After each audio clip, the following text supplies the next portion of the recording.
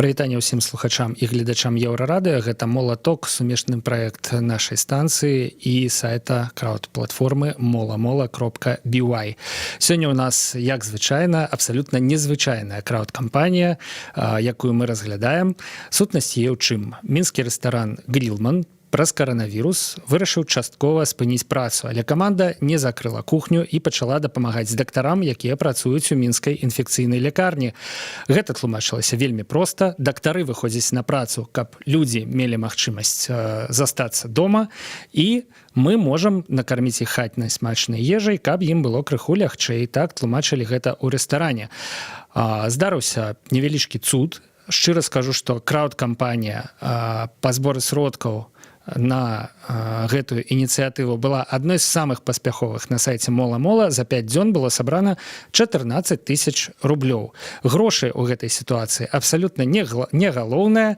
Ёсць пра што паразмаўляць. У нас у гасцях зараз шэф-кухар і ўладальнік рэстарана «Грилман» Юрый Агеенко. Прывітанне, Юрый. Добрый день. Юрий прыехаў у Беларусь з Расіі, таму каб у нас не было непаразуменняў, я зараз перайду на рускую мову і поразмаўляем. Юрий, еще раз, теперь же по-русски. Добрый день. Расскажите, пожалуйста, самый главный мой вопрос. Почему-то я никому не хочу это ставить в упрек, но далеко не все минские рестораны вот в это сложное время начали думать о том, как помочь докторам, и вообще, как внести какую-то лепту в борьбу с ситуацией. Почему вы посчитали, что вот это ваше дело? Во-первых, спасибо, что пригласили в прямой эфир. Я не могу сказать, что у нас сейчас очень много времени действительно мало. Я не знаю, почему кому-то, так сказать, подумалось или не подумалось, так сказать, помогать. Честно говоря, мы даже об этом не думали. Я думаю, что на самом деле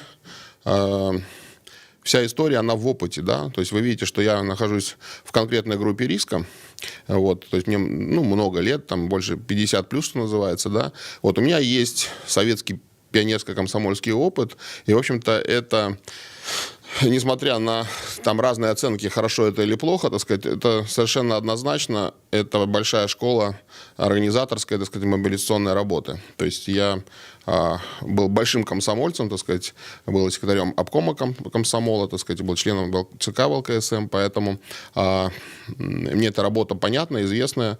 Там я 26 лет занимаюсь бизнесом, ресторан не мой бизнес. А те, кто... Я думаю, что все думают. Эта невозможность мобилизоваться за 2-3 дня – самая главная проблема. То есть я думаю, что все подключатся, просто каждый в своем темпе, да, то есть кто-то, как на дискотеке, так сказать, все хотят танцевать, все хотят помогать, кто-то пока жмется у стенки, он скоро выйдет, так сказать, в круг и, может быть, даст большего танца, чем я. Я все-таки хотел, повторюсь, не в упрек кому-то поставить, а хотел послушать вашу мотивацию. То есть главное, что сработало, это опыт предыдущих... Нет, история достаточно простая, так сказать. Я не могу сказать, что я вообще думать долго не умею, так сказать. Если больше 5 минут о чем-то думаю, у меня голова начинает болеть. Это просто сложилось много-много обстоятельств.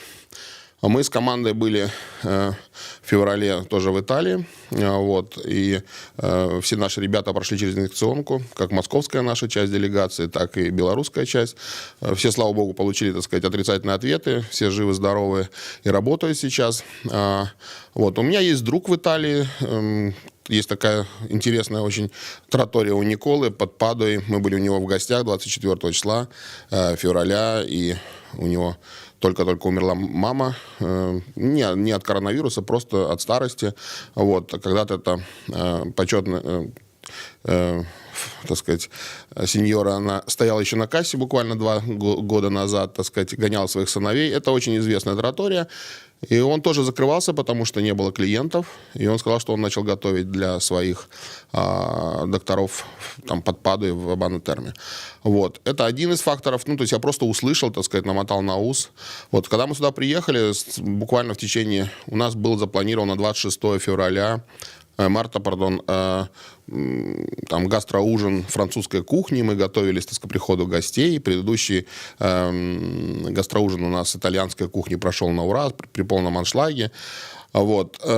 И мы видим, что просто день за днем люди перестали ходить к нам, хотя ходили раньше на обеды, и все было хорошо. Вот. И прямо у порога стала такая возможность отправить людей на карантин, отправить людей на каникулы.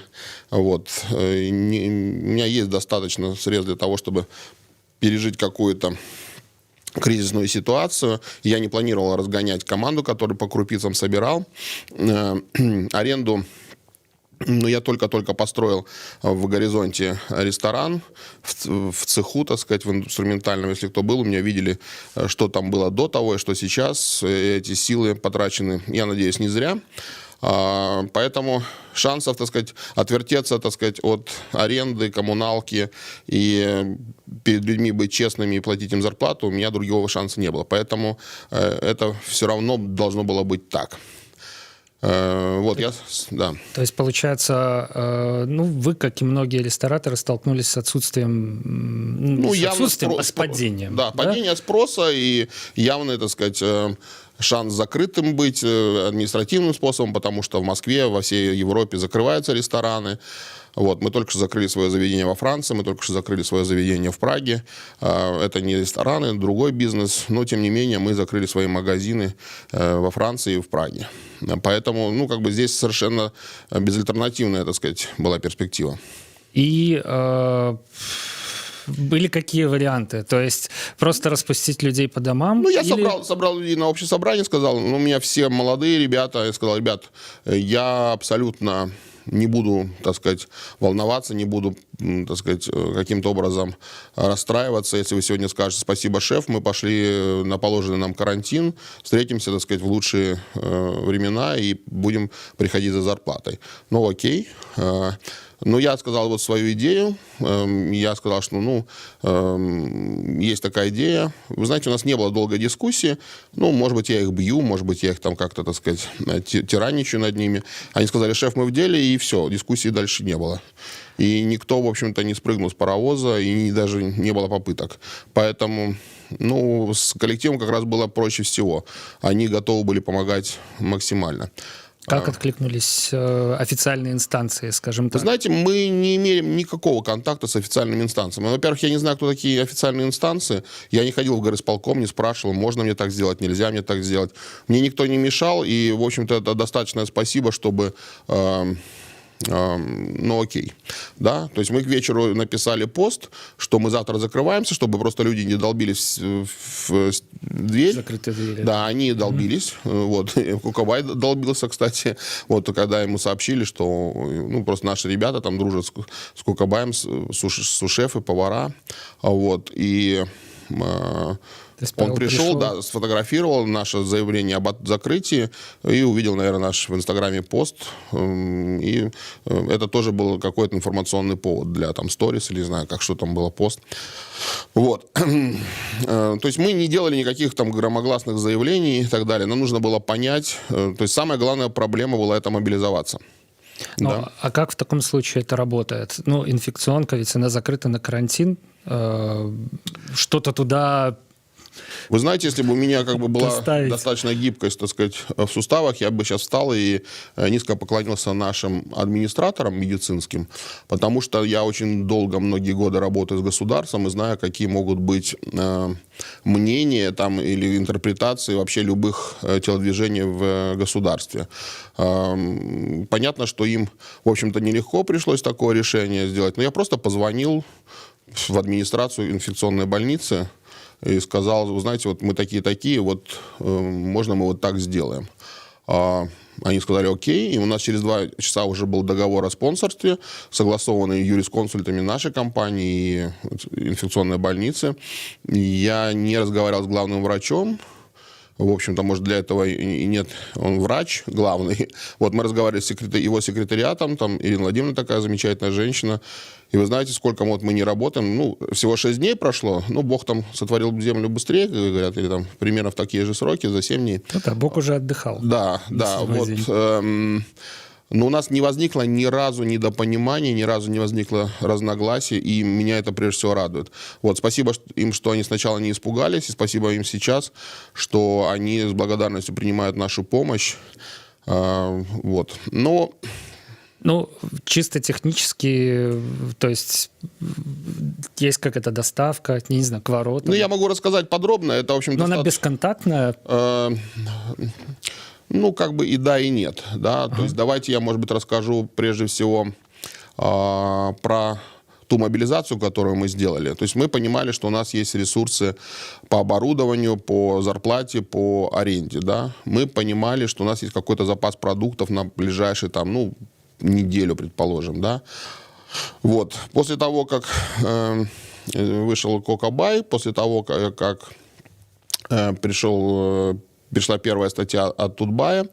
Наши все, прочитали наши письма, наши поставщики, то есть рядом стали с нами, плечо к плечу, просто коллеги. И, в общем-то, на сегодняшний день мы на неделю полностью упакованы, так сказать, всеми продуктами. Хотя мы увеличили в 4 раза уже количество порций. Мы начинали там с 50, сейчас мы делаем 200. С завтрашнего, вернее, уже с сегодняшнего вечера мы начинаем кормить реанимацию 3 раза в день. И ночную смену, они не выходят оттуда уже сутками. Мы перешли на сегодняшнего дня на круглосуточный режим.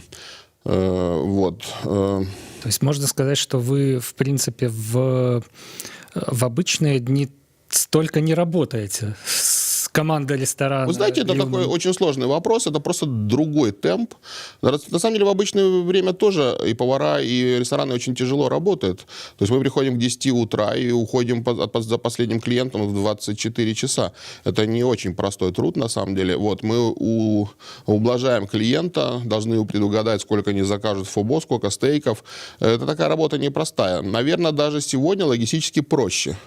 Вот, то есть мы готовим один набор блюд и готовим их много. Да, то есть мы делаем это быстро, у нас тайминг жесткий, то есть мы выдаем к 11:45 200 порций. И это, ну, на наших маленьких площадях это непросто.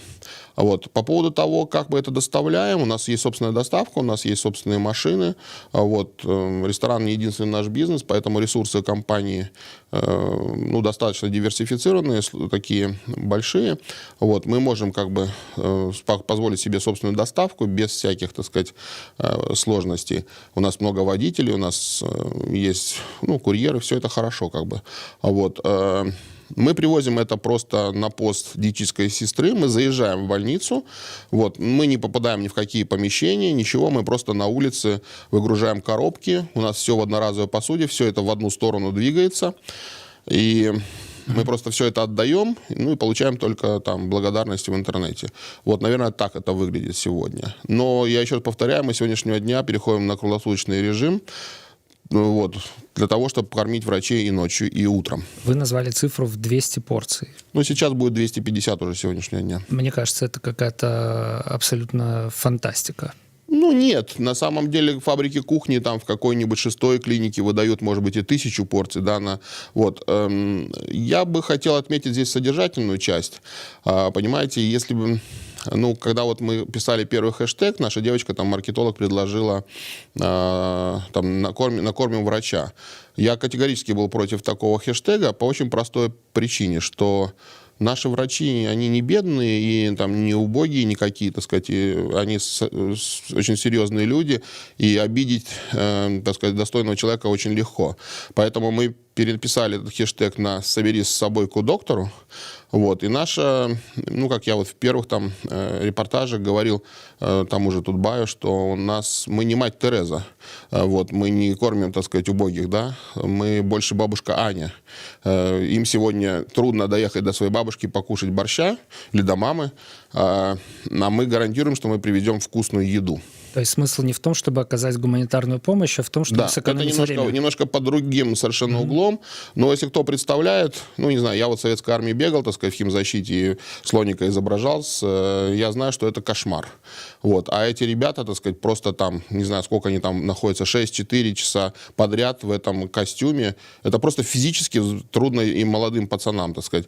Вот. А там люди и в возрасте есть, и они похожи на земских врачей. Я вот всегда говорю, там, я знаю, видел зам главного врача инфекционной болезни. Это классический земский доктор, так сказать, из хороших, так сказать, фильмов 19 века, как бы, да, ну, то есть про 19 век.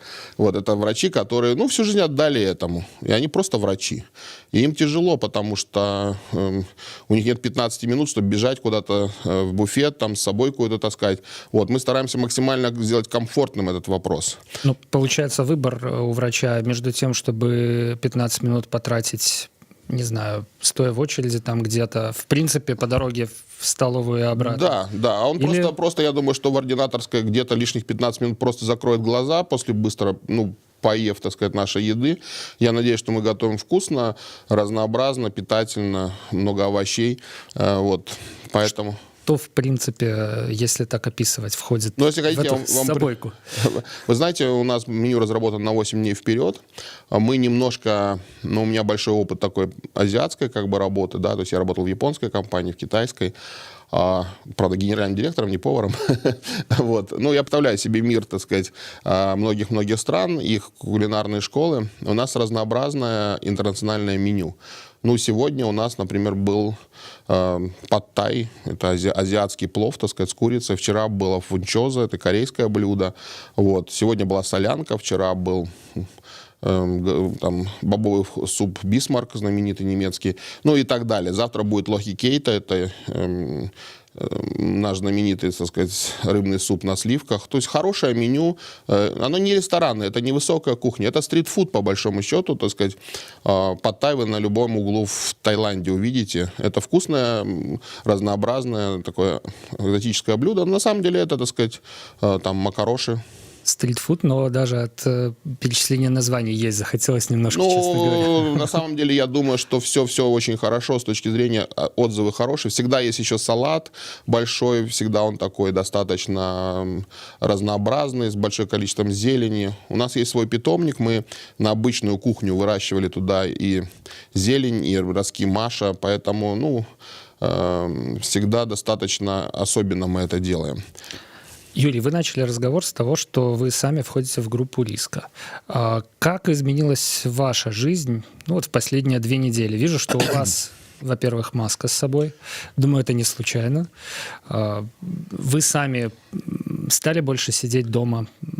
Ну, кто меня знает, знает, что я дома вообще не сижу. Ну, хотя очень люблю свой дом, свою семью. Она меня всегда поддерживает. Дочка у меня сейчас находится в Праге, сидит в Чехии, в Южной Чехии в заперти, так сказать. Вот, сын усмел перелететь, он учится в университете ресторанного бизнеса, он помогает мне сейчас как может, там ходит, запаковывает, что-то носит, там, ну, кушает еду, является, во всяком случае, фокус-группой, да, вот. Все мои, так сказать, сотрудники, которые в обычном офисе занимаются там консалтингом, финансовыми какими-то вопросами, они все тоже помогают. Кухня работает полностью в нужной спецодежде. Мы проводим безумную программу, так сказать, с помощью антисептиков, обрабатываем кухню много раз. Вот, упаковываем все в одноразовую герметичную посуду. Поэтому, в принципе, по поводу группы риска, ну, я фаталист. Вот. Ну, как быть, тому не миновать. Так сказать, какая разница, заражусь я этим вирусом походя где-нибудь в лифте или, так сказать, на работе.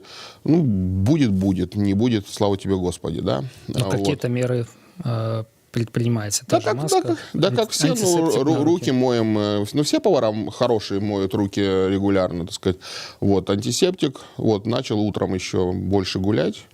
Вот, ну, не знаю, так сказать. Самое главное, я боюсь за своих стариков. У меня папе 87, маме 86. Папа после онкологии с одним легким. Поэтому, как бы им не было грустно, я вынужден, к сожалению, их не посещать. Ну, за ними организован уход. Я надеюсь, что достойны их трудового пути, жизненного пути. Вот. Обязательно к ним приеду, когда это закончится. Давайте немножко поговорим о крауд-компании. Вот там на сайте Мола-Мола было написано, что у вас есть огромное количество партнеров, которые, в принципе, многие расходы закрывают. Тогда зачем понадобилось... Ну, здесь все очень просто. Здесь все очень просто, так сказать. Здесь как бы три составляющих наших костов, да, три составляющих нашей себестоимости. Про зарплату, аренду и коммуналку я уже сказал. То есть мы взяли и посчитали наши возможности на ближайшие 2-3 месяца. Увидели, что мы можем себе позволить из другого бизнеса мобилизовать средства, чтобы это платить. Вторая часть – это продукты. Продукты, да, то есть с ними как бы мы думали, что будет сложно. Оказалось, при большой организационной работе моего, скажем, там, стафа какого-то, да, то есть управляющий ресторана Никита Башко очень много делает круглосуточно в отношениях с этими партнерами. Вот. В результате оказалось просто, потому что, ну, я не побоюсь этого слова, десятки компаний стали плечо к плечу к нашему. Причем мы не унижаемся, не просим, мы просто максимально много работы проводим, чтобы структурировать эту помощь. Вот. И маленькие компании все откликнулись, наши поставщики. То есть у нас вот есть, например, поставщик, фермер там, курицы и баранины. Ну, он может выделить одну курицу, окей, так сказать, с документами. Одна курица пошла в плов позавчера. Вот. Я веду, например, вел там летом мастер-классы для Петрухи, не знаю, видели, не видели. Вот. То есть есть большой бренд, Серволюкс компания, с брендом Петруха, так сказать. Там, я им для них готовил курицу там все лето на фестивалях там, и так далее. Ну окей, они пришли сказать, как только я позвонил, они сказали, Юрий, окей.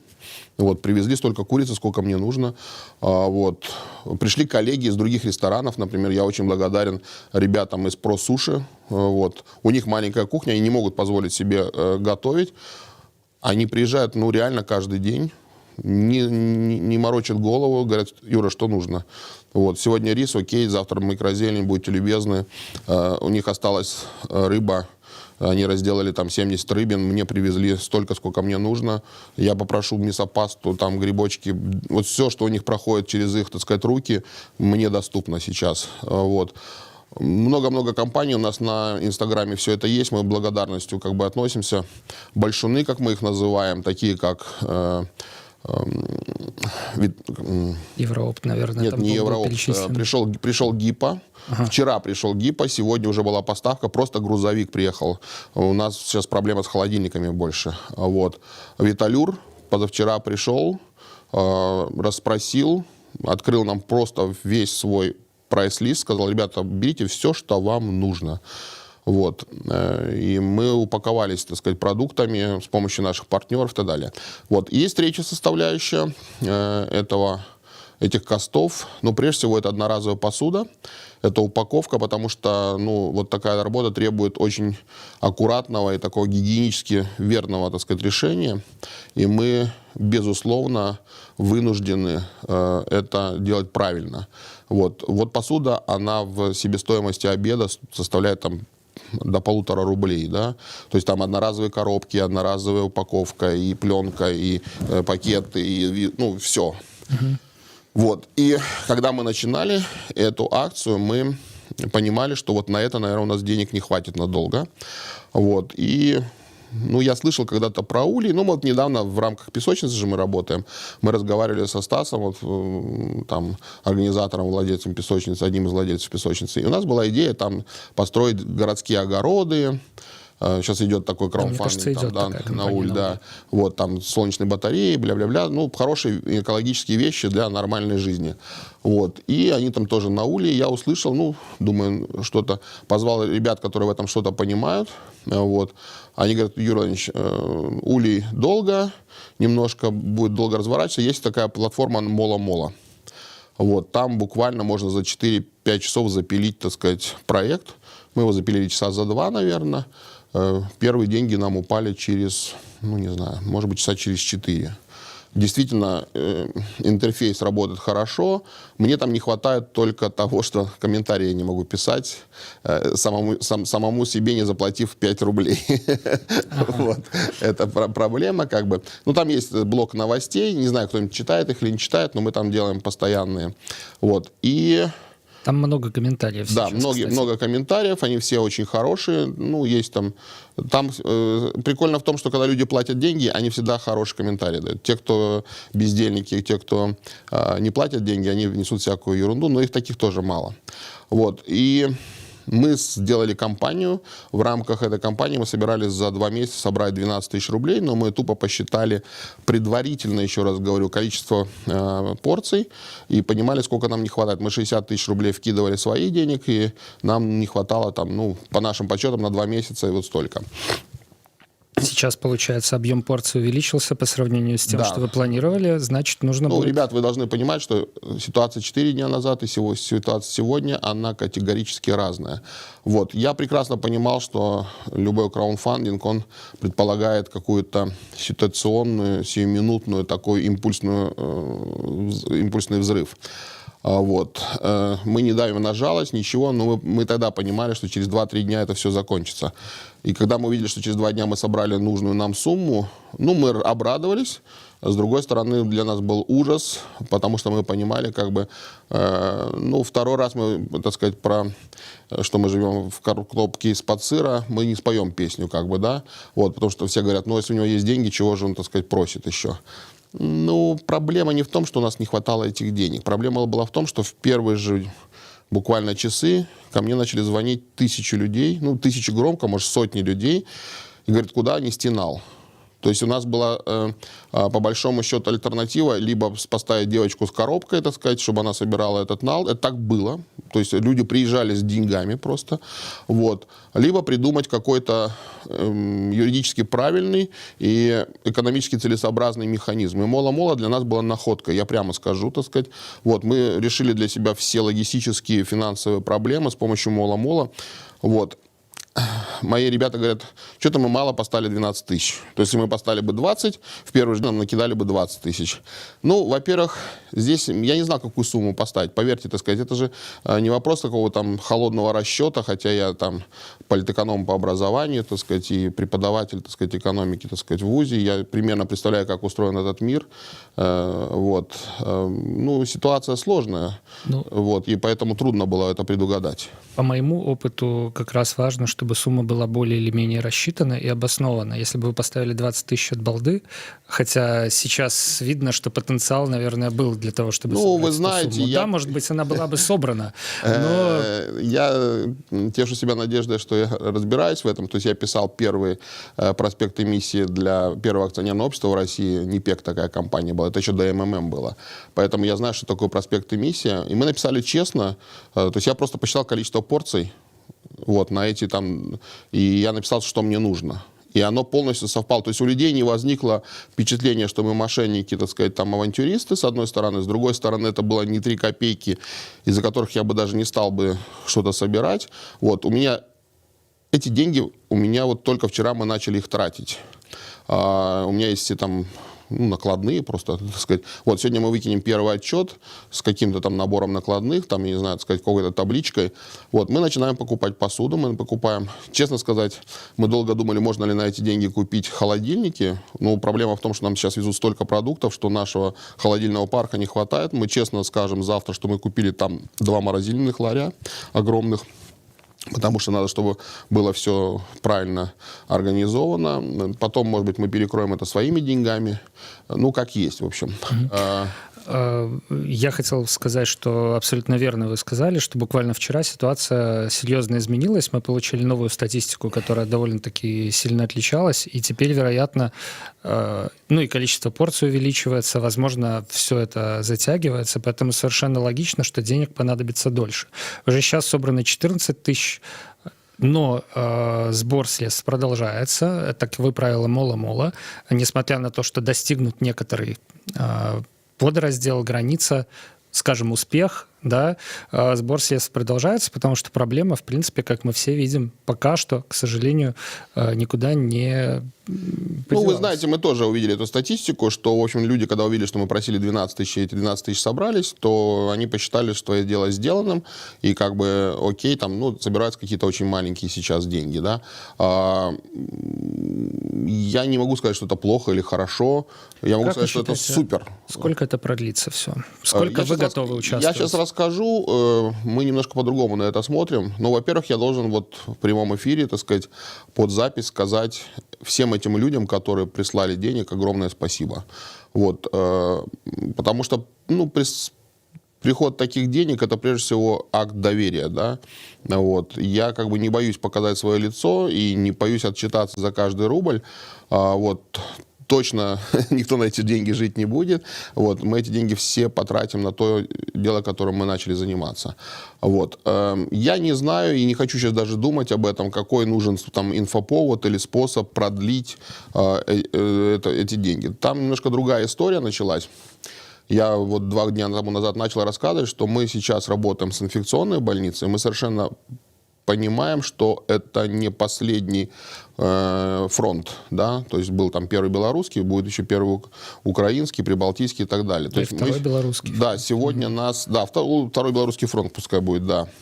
То есть сегодня нас позвала уже 6-я клиника, они разворачивают там, ну, как бы тоже тяжелую работу, и там наши коллеги, наши друзья из Wood and Fire уже начали помогать по совместному такому движению. Вот сколько-то они могут сами сделать, но там 350 человек.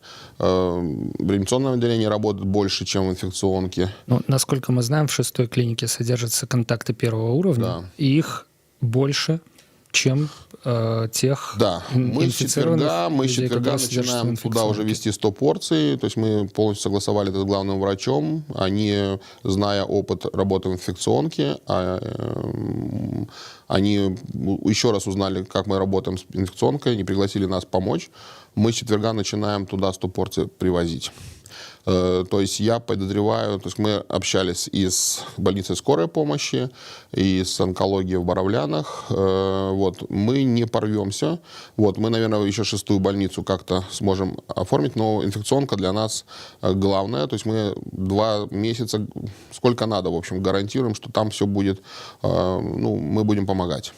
Вот. Я еще раз говорю, что мы переводим сейчас на круглосуточную работу реанимацию, чтобы эти ребята не думали, где им позавтракать, где им пообедать. Вот сейчас, через 2 часа, им повезут уже первый ужин на 20 человек. В 8 утра завтра мы везем туда завтраки. Вот, это будет всегда свежая, так сказать, питательная, я надеюсь, вкусная, так сказать, еда. Вот, они пускай не думают, где покушать, пускай работают, потому что им, ну, только это им остается, как бы, да. Вот, поэтому...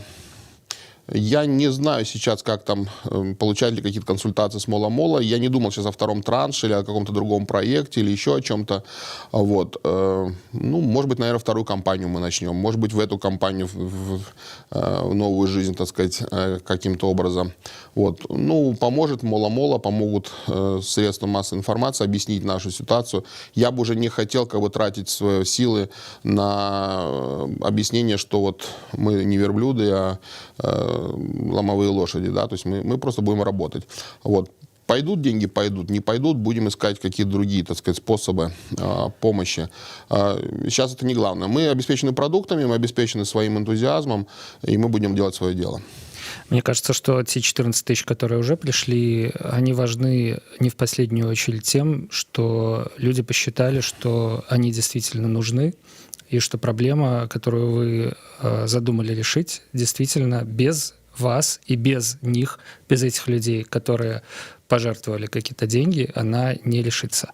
Ну, 14 тысяч – это достаточно большие деньги для того, чтобы нас обеспечить одноразовой посудой. Но просто темп, с которым увеличивается количество нашей работы, он очень серьезный. Ну, я могу рассказать еще о параллельной работе, которая идет вокруг этого. То есть нам очень много людей пишет.